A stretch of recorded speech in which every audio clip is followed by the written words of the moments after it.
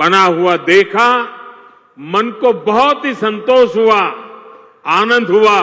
और मैं तो आपसे आग्रह करूंगा, आप तो देखें, आपके पूरे परिवार को बाद में समय निकाल करके इसे देखने के लिए जरूर भेजें। मैं अभी पोहरादेवी में बंजारा समुदाय के भी कुछ महानुभावों से मिलकर के आया। इस म्यूजियम के जरिए उनकी विरासत को जो पहचान मिली है, उसका संतोष और गर्व का भाव उनके चेहरों पर था। मैं आप सभी को बंजारा विरासत म्यूजियम की बधाई देता हूं। साथियों, जिसको किसी ने नहीं पूछा, उसको मोदी पूजता है। हमारे बंजारा समाज ने भारत के सामाजिक जीवन में, भारत की निर्माण यात्रा में बहुत बड़ी भूमिका निभाई है। कला, संस्कृति, आध्यात्म, राष्ट्र रक्षा, व्यापार, हर क्षेत्र में इस समाज के महापुरुषों ने, महान विभूतियों ने देश के लिए क्या कुछ नहीं किया। राजा लखी शाह बंजारा, उन्होंने विदेशी शासकों के कितने अत्याचार सहे, उन्होंने समाज की सेवा में अपना जीवन समर्पित कर दिया। संत सेवालाल महाराज, स्वामी हाथीराम जी, संत ईश्वर सिंह बापू जी, संत डॉक्टर रामराव बापू महाराज, संत लक्ष्मण चैतन्य बापू जी, हमारे बंजारा समाज ने ऐसे कितने ही संत दिए जिन्होंने भारत की आध्यात्मिक चेतना को असीम ऊर्जा दी। पीढ़ी दर पीढ़ी, सैकड़ों हजारों वर्ष से समुदाय भारत की संस्कृति और परंपराओं को सहेजता और संवारता आया है।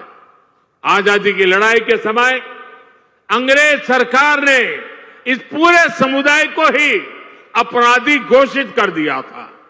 लेकिन भाइयों बहनों, आजादी के बाद ये देश की जिम्मेदारी थी कि बंजारा समाज की चिंता करे, उन्हें सही सम्मान दे।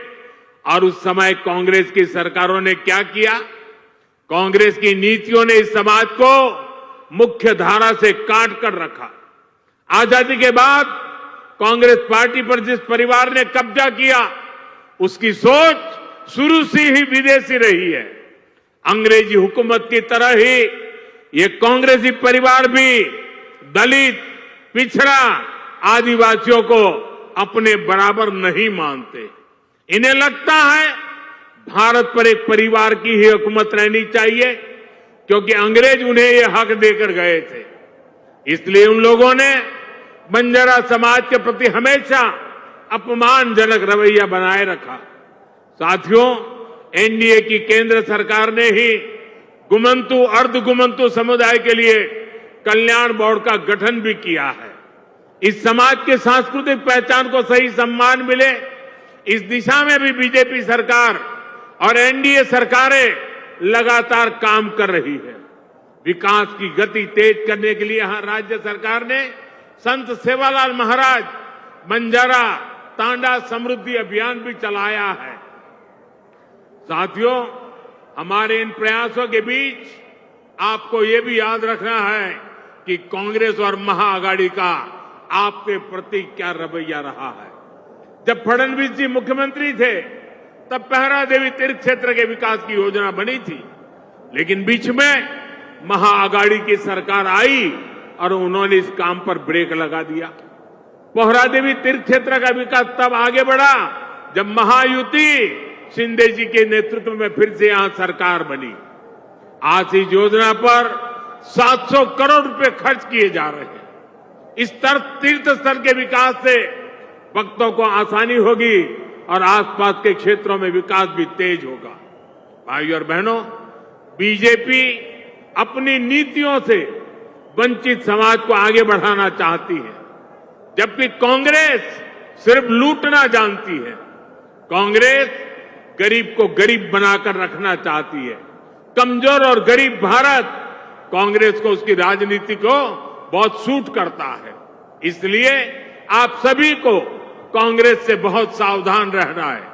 आज कांग्रेस को पूरी तरह से अर्बन नक्सल का गिरोह चला रहा है। कांग्रेस को लगता है कि अगर सब एक हो गए तो देश को बांटने का उनका एजेंडा फेल हो जाएगा, इसलिए हमें आपस में लड़वाना चाहते हैं। पूरा देश देख रहा है कांग्रेस के खतरनाक एजेंडों को विकास सपोर्ट, किसका सपोर्ट मिल रहा है? जो लोग भारत को आगे बढ़ने से रोकना चाहते हैं वो इन दिनों कांग्रेस के सबसे करीबी दोस्त हैं। इसलिए समय एक होने का है, हमारी एकता ही देश को बचाएगी।